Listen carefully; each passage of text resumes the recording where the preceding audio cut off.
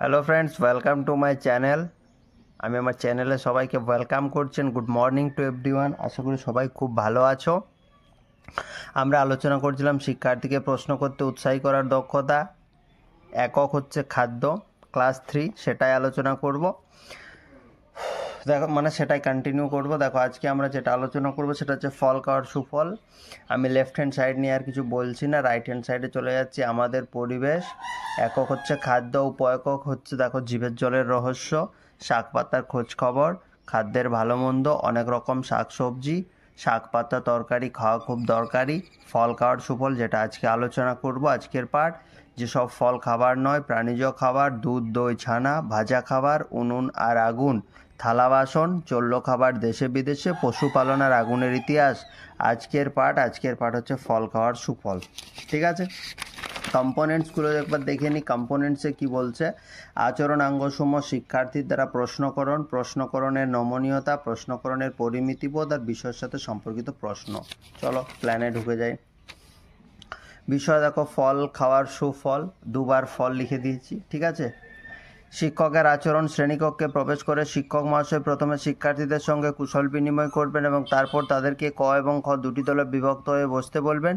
শিক্ষার্থীরা শিক্ষক মহাশয়ের সাথে কুশল বিনিময় করবে, শিক্ষক মহাশয়ের নির্দেশ মতো যথাস্থানে বসে পড়বে। এরপর শিক্ষক মহাশয় আজকের পাঠের বিষয় সংক্রান্ত একটা ছবি শিক্ষার্থীদের দেখাবেন, শিক্ষার্থীরা ছবিটি মন দিয়ে দেখবা। এরপর পাঠটি ভালো করে বুঝিয়ে দেওয়ার পর শিক্ষার্থীদের মনে কোনো প্রশ্ন থাকলে জিজ্ঞাসা করতে বলবেন। শিক্ষার্থীরা পাঠটা ভালো করে শুনবে, তারপর যে সমস্ত প্রশ্ন তাদের মনে জাগরিত হবে সেগুলো তারা জিজ্ঞাসা করবে। ক দল থেকে পূর্ণেন্দু জিজ্ঞাসা করবে, স্যার ফল কেন খেতে হয়? ফল সবাই তো, ডাক্তারও ফল খেতে বলে, বাবা মাও বাড়িতে ফল খেতে বলে, স্কুলের টিচারও ফল খেতে বলে, কিন্তু স্যার ফল কেন খেতে হয়? ফল থেকে পুষ্টি পাওয়া যায় যেটা আমাদের শরীর গঠনে কাজে লাগে। এটাতে একটু উত্তর হলো। প্লাস ফলের মধ্যে জল থাকে যেটা আমাদের কি হজমে সাহায্য করে। ঠিক আছে, তাহলে শিক্ষার্থীর দ্বারা প্রশ্ন করেন, স্যার ফল কেন খেতে হয়? না ফল থেকে পুষ্টি পাওয়া যায় যেটা আমাদের শরীর গঠনে কাজে লাগে। শিক্ষার্থীর দ্বারা প্রশ্ন করুন। খ দল থেকে নম্রতা জিজ্ঞাসা করছে, স্যার ফলে কি জলও থাকে?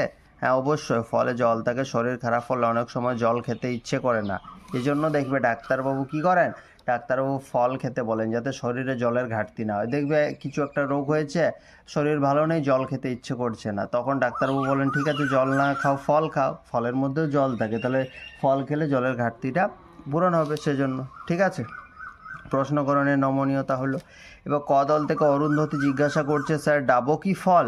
পড়ার মধ্যে আছে ডাবও কি ফল? হ্যাঁ ডাব অবশ্যই ফল, কারণ ডাব তো গাছেই ফলে, যেটা পরে নারকেলে রূপান্তরিত হয় পেকে যখন যায়, কিন্তু গাছে ফলে মানেই তো ফল। তাহলে হলো বিষয়ের সাথে সম্পর্কিত প্রশ্ন। প্রশ্নকরণের পরিমিতি বোধে দেখি। খ দল থেকে ময়ূরাক্ষী জিজ্ঞাসা করলো, আচ্ছা স্যার ডাবের মতো খেজুর সবসময় পাওয়া যায় না কেন? স্যার ডাব তো দেখেছি বছরে সব সময় পাওয়া যায়, কিন্তু খেজুর তো স্যার পাওয়া যায় না। হয়তো দেখবে ময়ূরাক্ষীর খেজুর খেতে ভালো লাগে, ওই জন্য ও অন্য সময়ও খেজুর খুঁজে বেড়ায়, কিন্তু পায় না বেচারা।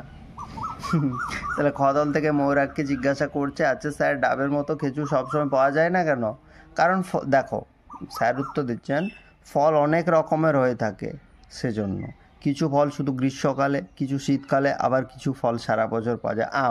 আম যেমন শুধু গ্রীষ্মকালে তুমি পাবে, কমলা লেবু মেনলি শীতকালে পাবে। বাট আজকাল তো ট্রান্সপোর্টেশনের ব্যাপার, আজকাল হচ্ছে ওটাকে অনেক সময় করে রেখে দেওয়া হচ্ছে। যেমন টমেটো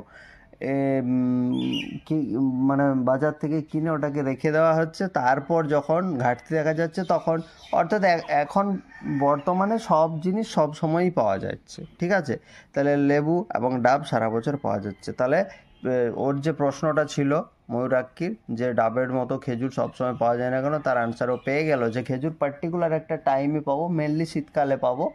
ঠিক আছে, এবং খেজুরের রস যেমন শীতকালে পাওয়া যায়, এবার হয়তো খেজুর রস খুঁজে বেড়াই, হয়তো ওর খেজুর রস পছন্দ সেজন্য জিজ্ঞাসা করছে।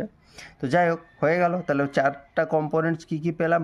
প্রথমে শিক্ষার্থীর দ্বারা প্রশ্নকরণ হলো, প্রশ্নকরণের নমনীয়তা হলো, বিষয়ের সাথে সম্পর্কিত প্রশ্ন হলো, এবং প্রশ্নকরণের পরিমিতিবোধ হলো। ঠিক আছে, আজকে এখানেই শেষ করছি এটা, পরের ভিডিওতে আবার দেখা হচ্ছে।